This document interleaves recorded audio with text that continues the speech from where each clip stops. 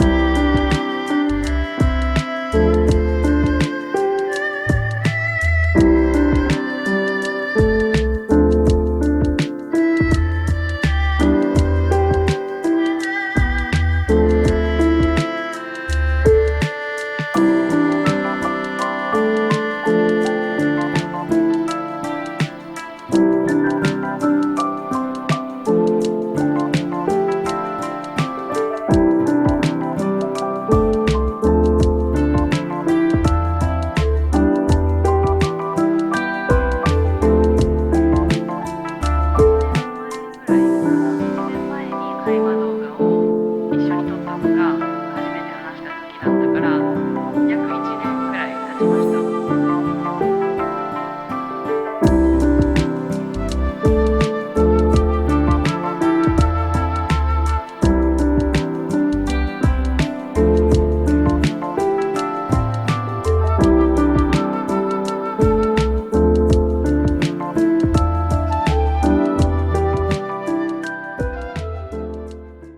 Alright, so that was all for the video for today, and let me know in the comment sections anong masasabi nyo sa FanFest 2025. Feel free to comment down below, and if you like this video, don't forget to send a thumbs and consider subscribing.